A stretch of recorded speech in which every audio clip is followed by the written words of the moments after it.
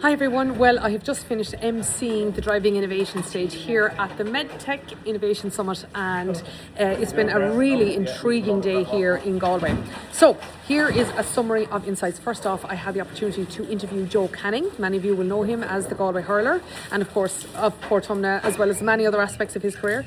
So Joe said that when it came to playing hurling, that a lot of people saw what they did at the weekend, but nobody saw what they did during the week. And he said one of the people who was part of the management team used to wear a t-shirt during training that on the back of it said there's no light switch. In other words, you can't just switch it on Sunday or when the sound of the Sunday game happens. Instead, it's all about what happens from the beginning. Also, he said, then we were talking about like transferring leadership skills into industry and so on like that, and he said it's so important to trust people to do their job, but he said you need to delegate responsibility, not tasks. Then after that we had a presentation all around the role of medical devices, not just in their own right, not just for the problem that they can solve, but how they work anatomically, how do they fit into the anatomy and can work with everything else that's going on in the body. Next up, there was a conversation then. Rosemary and Richard spoke about sustainability, and I was shocked by this, is that healthcare contributes 5% of all carbon emissions globally. In developed markets it's a higher percentage than that, and it's actually higher than the aviation sector as well. Theatres in particular generate 30% of hospital waste, and they were giving examples of naturally enough single-use devices or potentially an overuse of changing gloves depending on the situation and so on.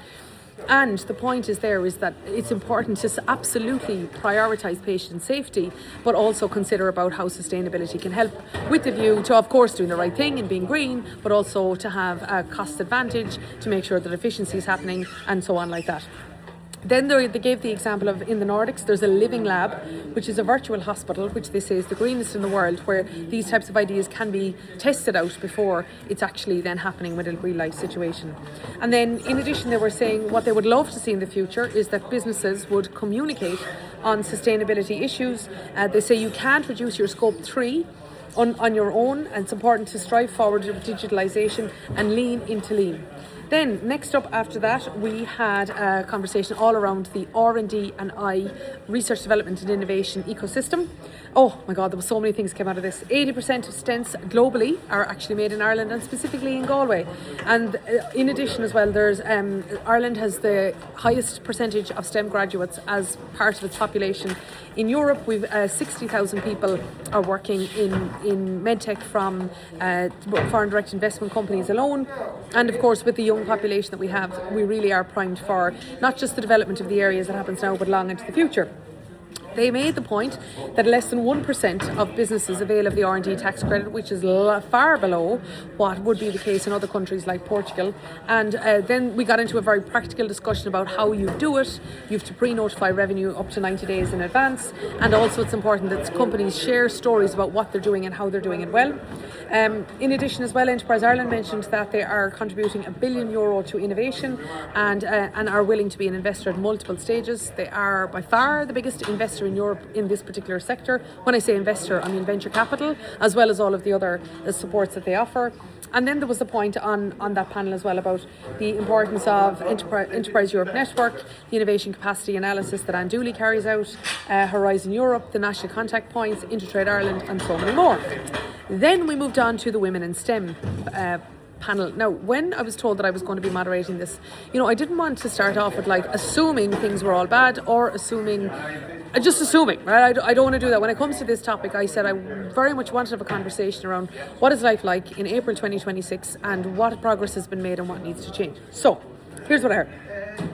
Confidence when you're an early graduate, as Katie Lynch told us, it comes from working with great people, having a strong technical foundation, the space to learn, not being under too much pressure, trust, but importantly, she mentioned this like to really superimpose this point or emphasise this point, knowing why you're doing what you're doing. Then Katie Cooney spoke about the importance she had gone on to set up her own business around women-specific networks, on just sector-specific networks, as well as networks in general that are facilitative of business. So she mentioned Network Ireland, she spoke about the local enterprise office and the mentoring available from it. She mentioned Irish Medtech and IBEC. And also then Jackie spoke about how the decisions that you make as you develop across your career, and maybe it is to transition from being in industry to entrepreneurship or academia to industry, as well as that the way in which you want to apply, maybe seek out and apply flexibility. And she said, flexibility sometimes gets a bad rap. But she said flexibility equals ownership of how you manage your time. That's what flexibility really means. That can be in the context of kids, elderly parents, or having staff who have family in another time zone, or people who want to maybe lean into their career and really drive on and maybe want to upskill or take on more.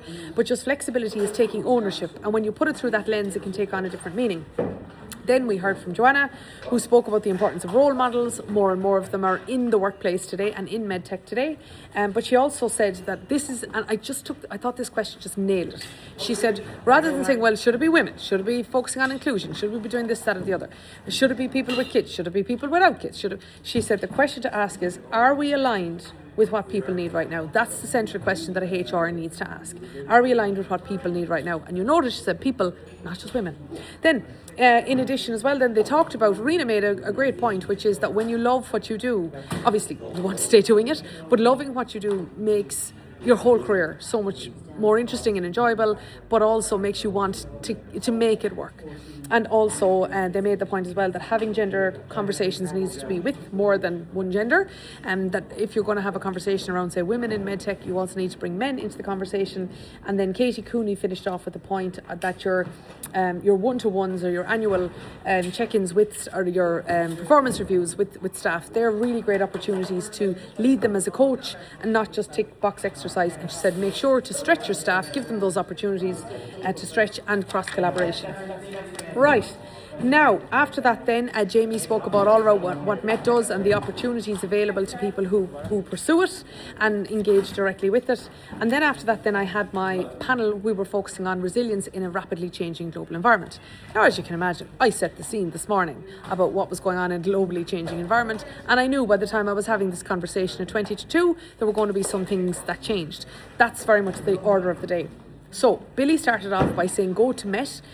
They were obviously a key part of today's conference, and that can help with ideas, proof of concept, but also engaging and levering the supports in the ecosystem. But he also mentioned that a lot of people in companies are using shadow AI.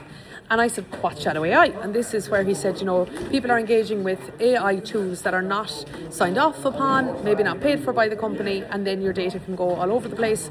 Or even just the fact that you're asking these questions in these types of environments. There's a risk there of a data breach and so on like that. But it's important that as we talk about AI, that AI is locked down and that you check and double check that that's the case. Gil then spoke about the importance of scenario building. He said we can no longer just think about supply chain as cost, service, quality. It now needs to also be a localization, transport, and again building resilience in there. He said disruption is part of day to day. It's no longer just something that we used to deal with whenever it came up. Then Barry spoke about, he said what you need to do is categorise your data in terms of sensitivity, then determine what it does at rest and in transit and what does that mean. He said quantum computing is coming, cryptography, you need to know that your cryptography is in line with that, and also critique your legacy systems. Ronan then said there's a lot of regulation in this industry, one can imagine. And then he said it requires deep pockets. Sometimes it's not a good idea to be a pioneer in an area, let's say if you're going to really drive on with AI, because it can be risky and there's unknown areas. And he said, but what you need to question is, do you have the skill sets, mindsets and capacity to do it? Then we had a couple of rapid fire rounds. So Donal Walsh spoke about Kaizen. While he's big into business improvement, he said Kaizen, instead what you need to do is focus on standards and achieving them, maintaining them and then improving them rather than just jumping to improving.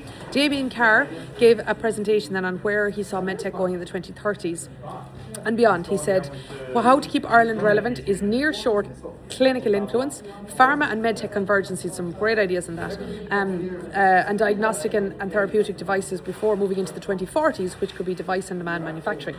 Dave Burr then spoke about multi-agentic contexts, and he said soon not using AI for documentation will seem as crazy as not using the internet. And then finally Mark Byrne spoke about brand as a commercial lever. He said it's so important to get narrative clarity, because if you don't have that, you've low low recognition. He said your brand could open new doors into markets before you even walk through those doors.